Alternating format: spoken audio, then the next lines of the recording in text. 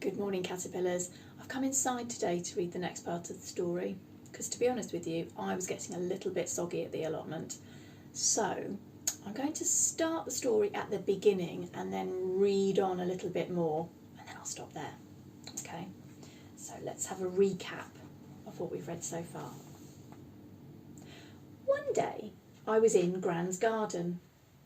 Gran dug up a slimy, slithery, wriggly worm. Yuck, I said. Throw it away. Throw it away? Gran looked horrified. Would you throw one of your friends away? You can't be friends with a worm, I said. You can't even tell which end is which. Yes, you can, said Gran. Watch. She put the worm down. It gave a kind of squirmy wriggle and then disappeared really fast, the pointy end first.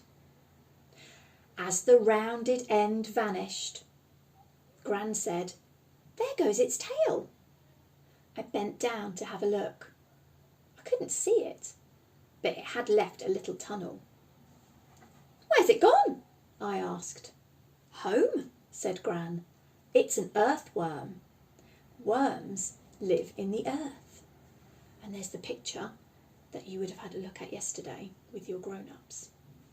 And then up here there's an interesting little fact. It says, in most gardens there will be about 20 worms in every metre of earth.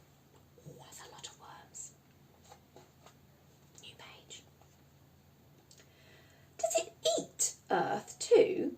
I wanted to know. It eats tiny, tiny stones and bits of grit, Gran told me.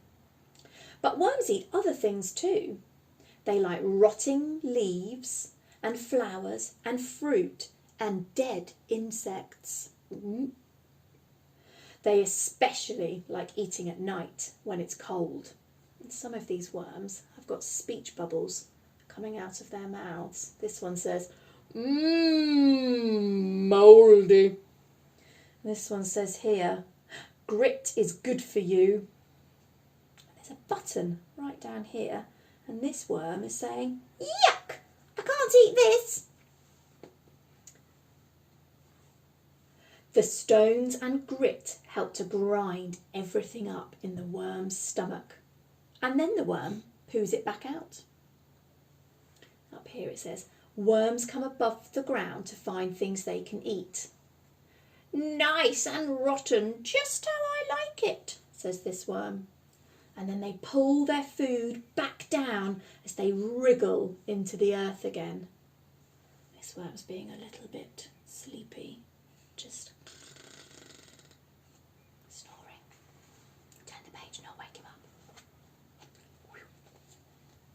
Gran pointed at the flower bed. Look, can you see? I bent down and I saw a weird, long, curly worm made of earth. That's strange. Have you ever seen one of those? Maybe you could go and have a look in your garden. That's worm poo, Gran said. It's called a cast. You know when we recycle things? Well, worms do it too. There's lots of goodness left in the things that worms eat.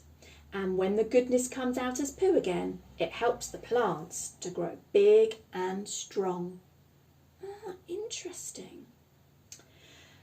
And as the worms move about under and over the earth, the poo gets spread all over the garden. How helpful.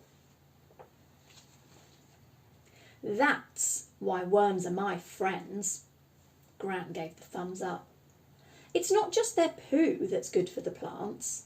The tunnels that they dig loosen the soil so that the roots of the plant can stretch out and get rainwater in. Oh, look at all these worms, all the tunnels that they've made. Worm's poo is so fine and crumbly. I'm going to have to turn the book because it goes around here. So fine and crumbly, it never blocks the tunnels.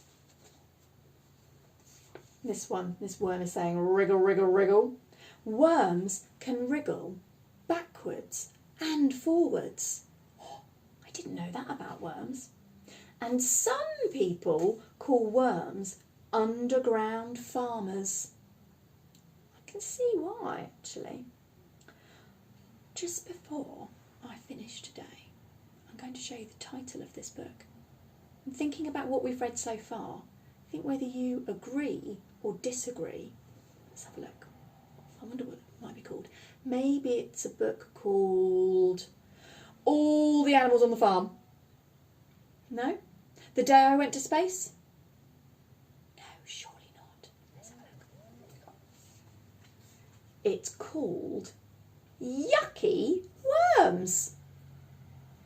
Do you think worms are yucky? Have a think about what we've read so far and tell your grown-up whether you agree or disagree, and see if you can use the word because to explain your thinking a bit more. All right, caterpillars, good luck with thinking about that, and I'll see you tomorrow.